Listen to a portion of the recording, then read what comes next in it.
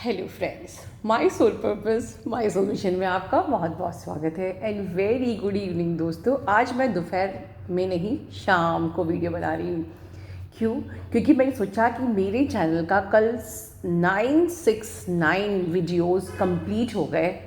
थोड़ा टाइम देती हूँ आप लोगों को देखने का, किसकी नज़र पहले पड़ती है वो बड़ा ही लकी होगा। ठीक है, बट किसी की नज़र नहीं पड़ी, सिर्फ मेरी ही नज़र पड़ी। मैं तो खैर बहुत लकी हूँ क्योंकि आप जैसे सब्सक्राइबर्स मेरे चैनल पे हैं। एंड डोंट वरी, आप भी बहुत लकी हैं बिकॉज़ ये सब बातें मजाक की हैं। जब हमारा ऑलमाइटी अथॉरिटी से स्ट्रेट कनेक्शन है तो हम सभी ब्लेस्ड हैं। ठीक है, so it was just a fun. और क्योंकि आज का दिन मतलब 969 मतलब डिवाइन मैस्कुलिन की अवेकनिंग। ठीक है, तो आज मैं एक्चुअली सबसे बड़े मैस्कुलिन के बारे में बात करना चाहती हूँ। कौन है सबसे बड़ा masculine?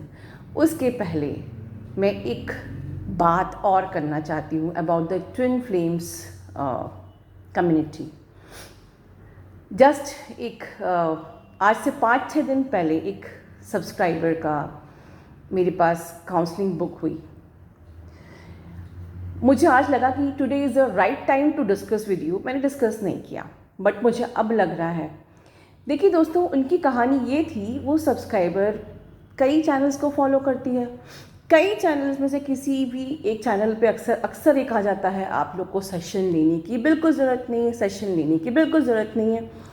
Through out the year उसने फेथ रखा, आप लोग अपने हिसाब से करिए, यूनिवर्स सबके साथ है, यूनिवर्स सबको गाइडेंस देता है, आप लोग को सेशन लेने की बिल्कुल ज़रूरत नहीं है, ऐसी बात बताई जाती थी। उसने पूरे साल भर इसी बात को सोच के क्या कहते हैं, इनर वर्क जो भी समझ में आया किया। And at the end she lost her journey. बहुत नुकसान हो गया था उनका। मतलब उनके ट्विन फ्लेम ने 2 साल से उन्हें बात नहीं करी। वो लगभग 1 साल से इनर वर्क कर रही थी। जब से उनको पता चला, साल भर से वो इनर वर्क कर रही थी। वो विश्वास रख रही थी कि बिल्कुल। अब मैं ये नहीं कह रही कि आपको यूनिवर्स पे विश्वास नहीं करना चाहिए, बिल्कुल। हम सब लोग, मेरा भी यूनियन बिना किसी काउंसलिंग के हुआ है, बल्कि इनफैक्ट मैंने ही 11 इनर वर्क लॉन्च किया था इंडियन ट्विन फ्लेम्स में और फिर कंप्लीट इनर वर्क बनाया। तो बिल्कुल ये बात सत्य है कि हमें सबसे पहले यूनिवर्स की गाइडेंस लेना चाहिए। ठीक है, और हमें अपनी सोच समझ, अपनी बुद्धिमत्ता का उपयोग करना चाहिए। पहले अपने तरफ से एफर्ट्स लगाना चाहिए। ठीक है, उसके बाद अगर आपको यूनिवर्स खुद गाइड करता है, समटाइम्स मुझसे आप लोग कहते हैं मैम मेरे को ड्रीम में आप आए, दिखे और मुझे लगा कि मुझे आपसे बात करनी चाहिए। मुझे ड्रीम में साईं बाबा ने कहा कि मुझे आपसे बात करनी चाहिए। तो इट मीन्स कि काउंसलिंग मतलब ये नहीं होता है कि एक व्यापार। ठीक है, खुद भगवान आपको डायरेक्ट करता है कि भाई तुम एफर्ट लगा रही हो, तुम सही मेरी गाइडेंस को नहीं समझ पा रही हो, take the help of someone. It's like this. पहली चीज़ हुआ ये कि उन्होंने 2 साल उनके वेस्ट हो गए। उन्होंने कोई भी इस प्रकार से काउंसलिंग नहीं ली, अल्टीमेटली ली तो she was dealing with the first twin flame and at the same time she was doing wrong in her work. अब आप बताइए कि जिसको भी वो फॉलो करती होंगी कितना बड़ा कर्मा चढ़ा होगा उस मेंटोर के ऊपर, और कितनी आह लगेगी कि मेरा 1 साल खराब कर दिया। ठीक है, ठीक है, वो खुद किसी चैनल पे विजिट गई है, किसी को कोई इनवाइट नहीं करता है। ठीक है, वो खुद ने सब्सक्राइब किया, खुद ने फॉलो किया। तो गलती टोटली सब्सक्राइबर की है कि आप क्यों ट्रस्ट कर रहे हो, आप क्यों अपनी कॉन्शियसनेस को सुन नहीं रहे हो।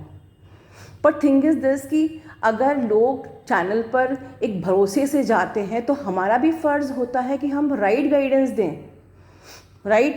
क्योंकि अगर हम रॉन्ग गाइडेंस देंगे और किसी की ज़िंदगी बर्बाद हो गई तो कर्मा कुछ भी को हमारे ऊपर चढ़ेगा।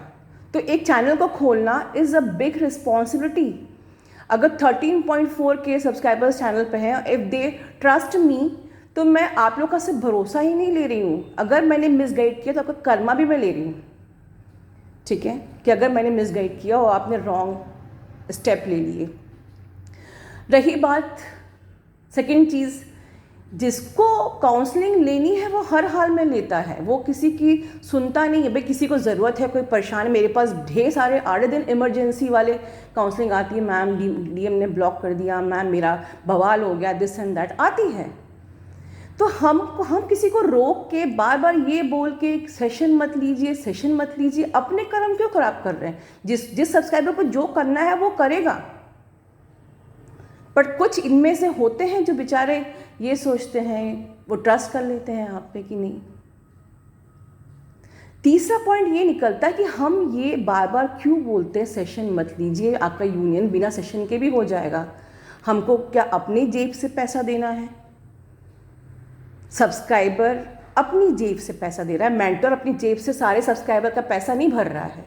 तो मतलब कहीं ना कहीं मेंटर्स के मन में गंदगी होती है, जलन होती है, जेलसी होती है, जो वो बार बार ये कहता है कि आप सेशन मत लीजिए, सेशन मत लीजिए। मैं यहाँ पर पब्लिसिटी नहीं कर रही हूँ, मैं पहले ही एक डिस्क्लेमर दे रही हूँ कि मैं भगवान की तरफ से, भगवान की कृपा से बहुत वेल सफिशेंट हूँ। बट मैं उन लोगों के बिहाफ में बोल रही हूँ, शायद जिनकी रोज़ी रोटी यही होती, कई सब छोटे जो हैं चैनल्स, जो कि शायद अपना मनी एबेंडेंस शायद सेशन से ही बढ़ा रहे हों आगे, जो शायद अभी बच्चे हैं, स्टूडेंट्स हैं, पढ़ भी रहे हैं और चैनल भी चला रहे हैं, या उनके पेरेंट्स उनको नहीं देते हैं, या वो अपनी ज़रूरत की जो चीज़ें हैं, ज़रूरतें शायद सेशन से ही अपनी पूरी कर पा रहे हैं। आप उनके पेट पे लात क्यों मार रहे हो ऐसे बोल के? क्या आपको अपनी जेब से पैसा देना पड़ रहा है? जो हम बार बार ये कहते हैं सेशन लेने की ज़रूरत नहीं, सेशन लेने की ज़रूरत ही नहीं। और अगर आप ये कह रहे हो तो क्या आप अपने चैनल के हर सब्सक्राइबर की जिम्मेदारी ले सकते हो कि कल को तुम्हें कुछ हुआ तो मैं जिम्मेदार हूँ, बिकॉज मैंने बोला है सेशन लेने की ज़रूरत नहीं। अगर हर मेंटर को मैं बोल रही हूँ, जो मेंटर इस रिस्पॉन्सिबिलिटी ले सकता है कि कल को तुम्हें कुछ हुआ, सब्सक्राइबर कुछ हुआ, उसका अगर उसके ईयर्स खराब हुए, उसकी लाइफ में कुछ प्रॉब्लम आ गई, तो आपको रिस्पॉन्सिबिलिटी लेनी पड़ेगी कि हाँ मैंने ही कहा था सेशन मत लेना, इसीलिए अब मैं रिस्पॉन्सिबिलिटी लेती हूँ किसी की ज़िंदगी ख़राब होने की, किसी के रॉन्ग टर्न से डील करने की, ठीक है, या किसी के नर्वस ब्रेकडाउन में जाने की। And that DF nervous breakdown में चली गई, शी लॉस्ट होप कि अब मेरी ज़िंदगी ख़त्म हो गई, she almost wanted to commit suicide. But मैंने ये बात नहीं बोली, बट मुझे लगा अब ये राइट टाइम है मुझे बोलने का कि प्लीज़ मेंटर्स, आपके जेब से पैसा नहीं जा रहा है, स्टॉप सेइंग सेशन लेने की ज़रूरत नहीं है, और you have to take charge of everyone's life. और उन लोगों के पेट पे लात मत मारिए। अगर आपको ज़रूरत नहीं है, इज़ वेरी गुड। जो छोटे बेचारे चैनल मेंटर्स हैं, जो शायद अपनी ज़िंदगी रोज़ी रोटी इसी से चला रहे हैं, उनकी बहुत हाय लगेगी। मैं बहुत स्ट्रेट बोल रही हूँ। चलिए अब हम आगे की बात करते हैं। सबसे बड़ा मैस्कुलिन हमारा है हमारा कृष्ण। आप तो कहते हैं ना मैम शिव शक्ति राधे कृष्ण। तो आज हालांकि वीडियो बहुत लंबा हो गया, लेकिन चलिए शॉर्ट में मैं आपको बताती हूँ उस सबसे पहले मैस्कुलिन के बारे में, सबसे बड़े मैस्कुलिन के बारे में। राम कृष्ण का जो अवतार था, हम राम और कृष्ण दोनों को मान के ये वो मैस्कुलिन है, मतलब राम जी डेफिनेटली, कृष्ण भगवान राम जी के अवतार हैं। तो राम कृष्ण दोनों किसके अवतार थे, ये आप लोग का सबसे बड़ा क्वेश्चन जो लोग मुझसे पूछते हैं। Definitely you must know, Ram Krishna भगवान ऑलमाइटी अथॉरिटी के अवतार थे। आपको ये पता, कई लोग सोचते हैं कि विष्णु भगवान के अवतार थे कृष्ण भगवान, तो मैं लेट मी क्लियर कि कृष्ण भगवान, अच्छा जो भी बातें बोल रही हूँ ये वेदों में, शास्त्रों में लिखा है, उसके अनुसार बता रही हूँ। तो कृष्ण भगवान विष्णु भगवान के अवतार नहीं थे, ना ही वो शिव के अवतार थे, ना वो ब्रह्म के अवतार थे, वो सीधे ऑलमाइटी अथॉरिटी के अवतार थे। इसीलिए जो गीता ज्ञान है, इसको सर्वशास्त्र शिरोमणि कहा जाता है। ये सबसे बड़ा शास्त्र जो कि कृष्ण भगवान ने गीता का ज्ञान दिया, पर गीता भी श्री कृष्ण भगवान की लिखी नहीं है, ये बातें आपको पता होनी चाहिए। किसने लिखी है? हमारे विष्णु भगवान के जो अवतार थे, ऋषि मुनि वेद व्यास। ध्यान से सुनिए, श्री कृष्ण विष्णु भगवान के अवतार नहीं है, ऋषि मुनि वेद व्यास ने लिखवाया था गीता ज्ञान सर्वशास्त्र शिरोमणि। किससे लिखवाया था? श्री गणेश जी से लिखवाया था। तो ये चीज़ आपको पता होनी चाहिए। श्री कृष्ण भगवान जो हमारे सबसे बड़े मैस्कुलिन हैं, डिवाइन मैस्कुलिन हैं, उनके समझ लीजिए कि जैसे आपको पता है कि उन्होंने 16,108 विवाह किए थे, तो आपको ये पता होना चाहिए कि उतने ही रूप उन्होंने लिए थे। ऐसा नहीं, हम लोग को ये ज्ञान है ये जो सीरियल्स वगैरह से कि वो हर जगह उस सेकंड गायब हो जाते थे, पहुंच जाते थे, ऐसा नहीं है। उतने ही रूप 16,108 श्री कृष्ण के अवतार निकले थे। ठीक है, ये बात सबको ठीक से पता नहीं है जिन्होंने सोने की द्वारिका बनाई थी। ठीक है, देखिए दोस्तों, ये सब बातें हैं जो कि अक्सर मैं बोलती हूँ। अनंत कोटि ब्रह्मांड हो गया, फिर ये प्रलय, अर्ध प्रलय, कल्प प्रलय, महाकल प्रलय, शिव महाशिव, महाकाल, जो कि अनंत कोटि ब्रह्मांड के रोम रोम को अपने अंदर समा लेते हैं, महाकाल। ठीक है, टाइम स्पेस स्पीड, 7 लोग, आपके जो ऊपर के 7 लोग हैं, ब्रह्मापुरी, ठीक है, विष्णुपुरी, शिवपुरी, और नीचे के 7 पाताल लोग, ये सारे लोग, मुझसे लोग पूछते हैं मैम कहाँ से हम जानेंगे? ये सब वेदों में, शास्त्रों में बताया गया है।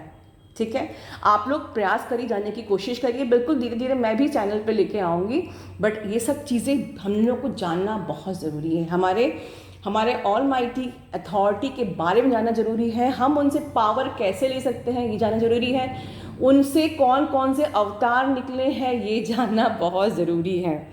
ठीक है, तो ये कह सकते हैं कि श्री कृष्ण निराकार का साकार रूप है। ठीक है, अब मैं छोटी सी बात और बताती हूँ कि हमारी अर्थ प्लैनेट बनी क्यों।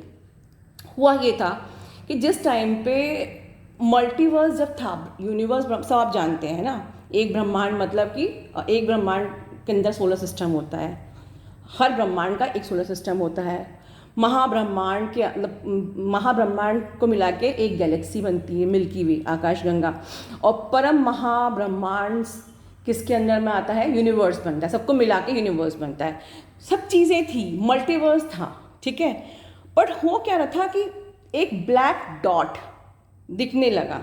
ठीक है, मतलब कि धीमे धीमे ऐसा लगने लगा था ऑलमाइटी अथॉरिटी को, या कह सकते हैं हम कृष्ण के अवतार रूप को, ठीक है, कि अब ये मल्टीवर्स ख़त्म होने वाला है, डूबने वाला है। ठीक है, फिर श्री कृष्ण भगवान इस अर्थ में क्यों आए, मैं ये बताने की कोशिश कर रही हूँ। फिर वो गुप्त रूप में अर्थ प्लैनेट में आए।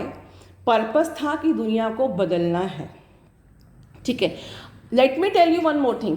जैसे एक धरती होती है तो एक सोलर सिस्टम में एक धरती होती है, ऐसे अनंत सोलर सिस्टम में अनंत धरती होती है। आप लोगों को लगता है कि धरती बस एक ही है। अगर आप लोग बताओ तो हम लोग शुक्र प्लैनेट बात करते हैं, शुक्राचार्य का प्लैनेट था। मतलब आपको आज जो साइंस ढूंढ रहा है वो हमारे ऋषि मुनियों को तब का सब पता था। सारी चीज़ें जो बीच में वो ये जो ब्लैक होल के कारण से चीज़ें चली गई, बट हमारे ऋषि मुनियों ने सब चीज़ कब की अनंत ब्रह्मांड में घूमते घूमते सब पता कर ली थी। और ये सब चीज़ें हमारे वेदों में, शास्त्रों में दिया हुआ है। ठीक है, मंगल ग्रह पर भी जीवन था। ठीक है, सो ओवरऑल जो हमारे श्री कृष्ण भगवान है, हमारे जो सबसे पहले डिवाइन मैस्कुलिन, वो इस दुनिया में आए थे हमारी अर्थ प्लैनेट को, हमारे ब्रह्मांड को बचाने के लिए, और ब्रह्मांड के हमारे अर्थ प्लैनेट को बचाने के लिए, दुनिया को बदलने के लिए। बट अनफॉर्चुनेटली महाभारत हो गई, जो कि वो नहीं चाहते थे। और महाभारत होने के कारण से जो भी आत्माएं उसमें ख़त्म हुई, वो बहुत ही बाद में दुखी हुई, कई भूत प्रेत में चली गई। जो उन थी। तो again that was a very sad thing. लेकिन उसके बाद ये निष्कर्ष निकाला गया कि जो भी हाई क्वालिटी की आत्माएं होंगी, ठीक है, उनको जन्म मरण के फेर से मुक्त कर दिया जाएगा। अब ये हाई क्वालिटी की आत्माएं कौन कौन होती हैं, कौन कही जाएंगी? जो खुद को ज्ञान सागर में डुबोएंगी, ज्ञान योग करेंगी, अपनी आत्मा का स्वरूप को जानेंगी, अपनी आत्मा का पावर बढ़ाएंगी, ठीक है, अपनी आत्म स्वरूप को परमात्मा मतलब जो परम हमारे ऑलमाइटी लॉर्ड से कनेक्ट करेंगी। वो सबसे ज़्यादा ज्ञान के सागर में डूबी हुई आत्माएं होंगी, क्योंकि ये भी काम आसान नहीं है, हर किसी के बस की बात ही नहीं है। उनको बिल्कुल जन्म मरण के फेर से मुक्त किया जाएगा। तो ये कुछ बातें हैं जो मैं आपसे डिस्कस करना चाहती थी हमारे सबसे बड़े डिवाइन मैस्कुलिन के बारे में, ठीक है। चलिए हम आगे अध्यात्म के बारे में और बातें करेंगे। बहुत से लोग अब इच्छा जगा रहे हैं, मुझे बहुत खुशी हो रही है कि अब आप लोग उठ रहे हैं यूनियन और रीयूनियन के चक्कर से, फेर से। मेरी ढेर सारी शुभकामनाएं आप लोगों के साथ हैं। खुश रहिए। God bless you all, love you all.